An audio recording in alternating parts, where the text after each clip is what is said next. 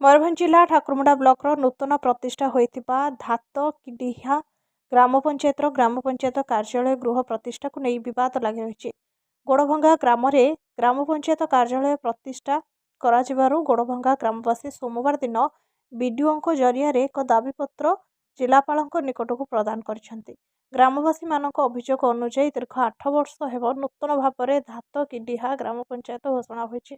नूतन ग्राम पंचायत रे शालचुआ ग्राम पंचायत को विभाजन करा जाई धातकिडिहा ग्राम को अणाଯାଇଥିବା बेले सातकोशिया ग्राम पंचायत को विभाजन करी गोड़भंगा ग्राम को नहीं नूतन भाव में धातकिडिहा ग्राम पंचायत गठन करा जायतिला। किंतु गोड़भंगा ग्रामवासी मानकु सूचना न देई नूतन धातकिडिहा ग्राम पंचायत रे शामिल करा जायछि। गोड़भंगा ग्रामटी राज्य राजपथ कड़े थिबा बेले सही रास्ता रे पूर्वरु थिबा सातकोशिया ग्राम पंचायत कार्यालय थिबारु ग्रामवासी मानकु सुविधा हेउतिला।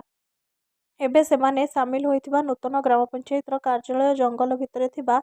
धातकिडिहा ग्राम रे हेले ग्रामवासी माने बहु असुविधार सम्मुखीन हेबु बोली जणा जायछन्ति। एथिसहित गोड़भंगा ठारे पर्याप्त परिमाणर सरकारी जगह थिबारु सेठारे ग्राम पंचायत कार्यालय स्थापन कराजिबाकु दाबीपत्र रे ग्रामवासी माने उल्लेख करछन्ति। एठारे सूचना थाउ कि दीर्घ वर्ष धरी नूतन गठित धातकिडिहा ग्राम पंचायत कार्यालय स्थापन को नहीं गोड़भंगा और धातकिडिहा ग्राम मध्य विवाद बुझुथिबा सह प्रशासन एहार समाधान उद्यम करबाकू जहा विफल होईछि।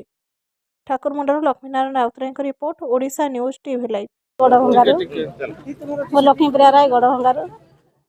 आमे चाहूँ आमर सातकोशिया जमी आगुरी था एवं सेमती थाऊ आम चाहूनु धातकिडिहा जावाई आमर कौन सुविधा से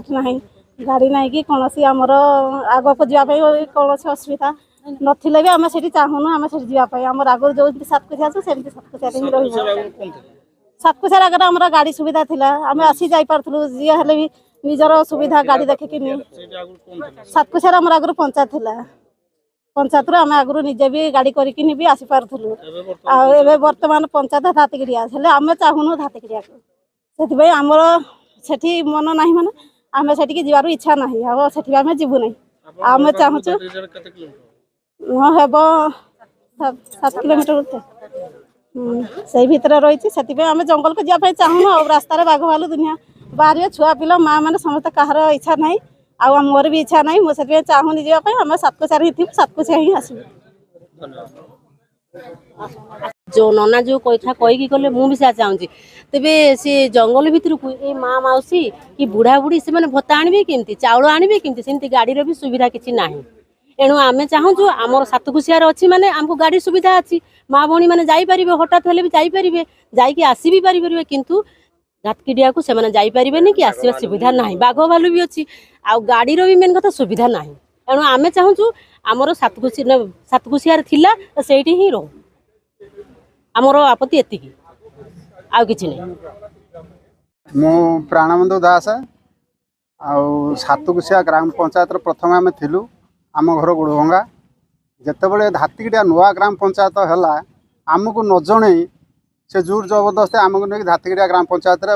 पूरे देते आम से दाबी करूँ धातकिडिहा भाई मानक भी कहीलु जे आमको जदि गोड़भंगा पर हेडक्वार्टर करा जाए आम तुम सहित मिसबू नचेत आम जो अच्छु भलर अच्छु कारण आम गोड़भंगा वाला सब एनएच उपर अच्छु एनएच आम सातकोशिया जावाई किसी असुविधा ना